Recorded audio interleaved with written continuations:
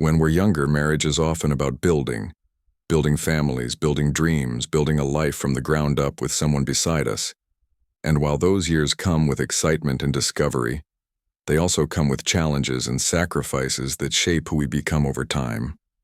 But what no one really teaches us is that love, partnership, and even the idea of remarriage take on a very different shape when you're older.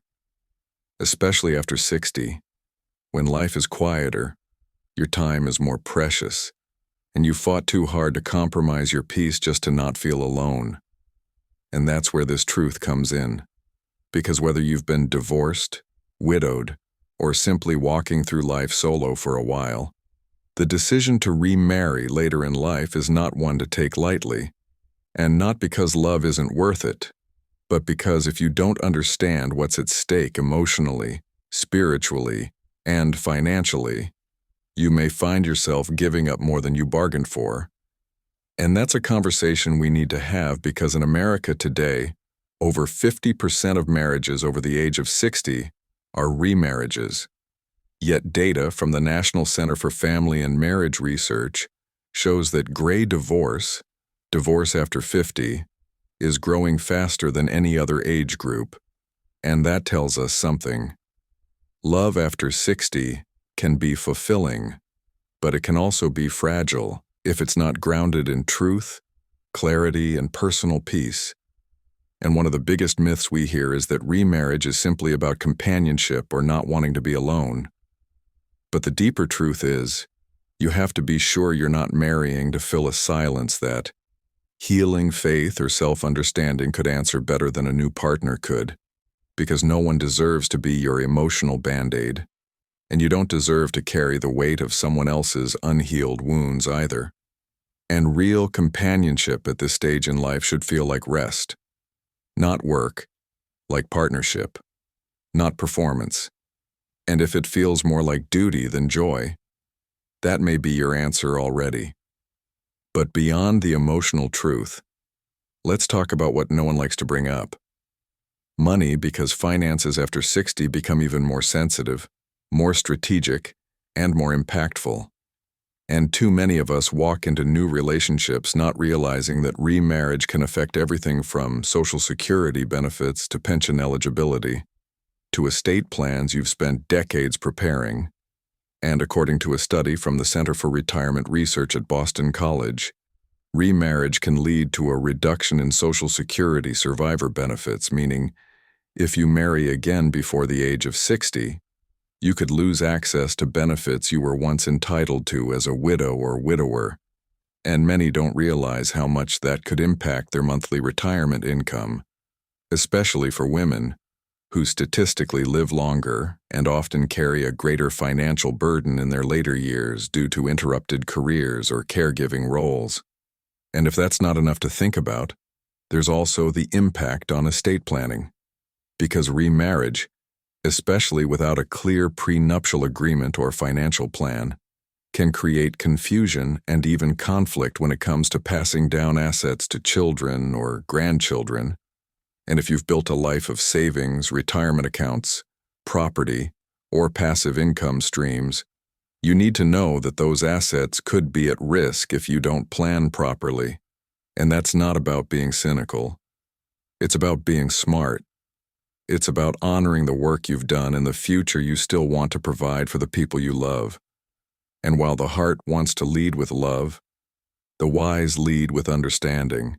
And if someone truly loves and respects you, they won't resist conversations about estate protection, financial clarity, or mutual goals. They'll want to be part of them. And so if you're in this season now, or thinking about it soon, take time to really ask yourself, does this person bring peace to my world or drama? Are we financially aligned or avoiding the hard talks? Do we share life values or just enjoy the same music?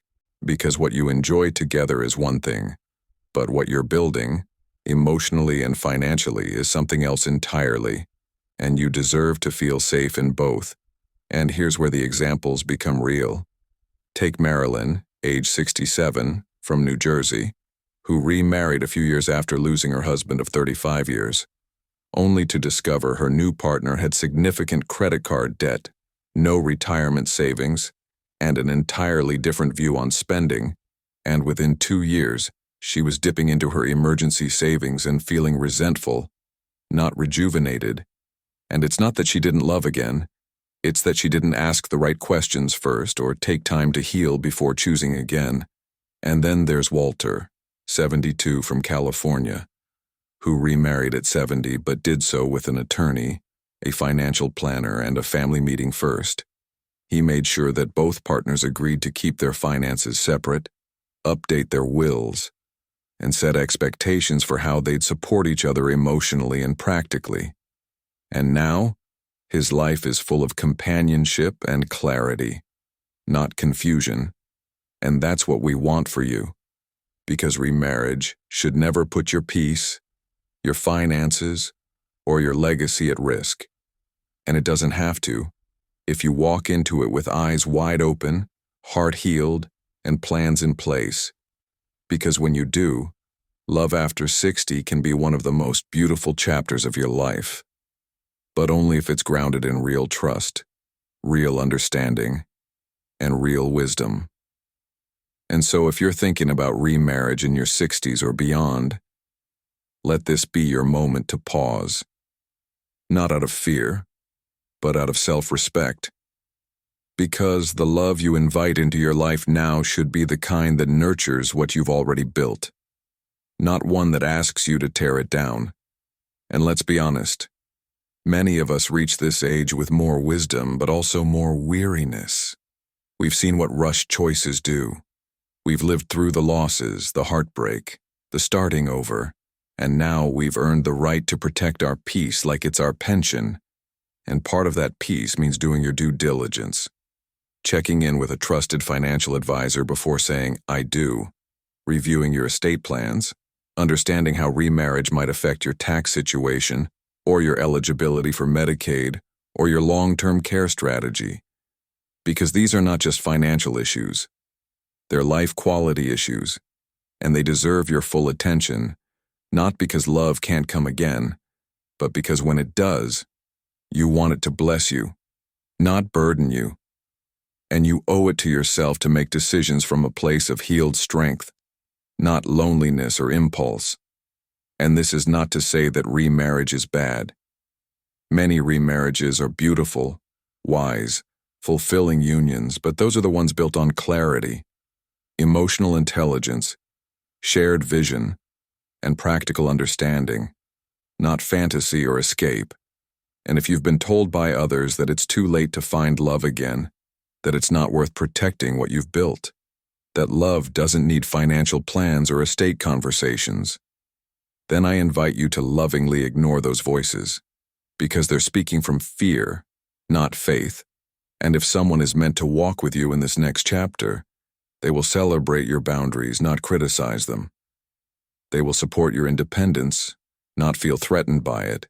And they will understand that love at this age is less about impressing and more about supporting, less about need and more about choosing wisely. And let's remember, your legacy isn't just money. It's peace, wisdom, reputation, and the emotional environment you leave for your children, your friends, your community, and your own soul. And if a new relationship puts any of that at risk, then maybe it's not the right one, or maybe it's not the right time. And that's okay, because sometimes the bravest thing you can do is wait until your healing is complete, until your plans are solid, until your heart can say yes without hesitation. Because when you know better, you do better. And we are here to help you know better, and love wiser, and choose with strength. And if you've stayed with us this long, it means something inside you is waking up. Something inside you wants clarity, not just companionship, peace, not just presence. And that means you're ready to live fully, not just settle quietly. And that is beautiful.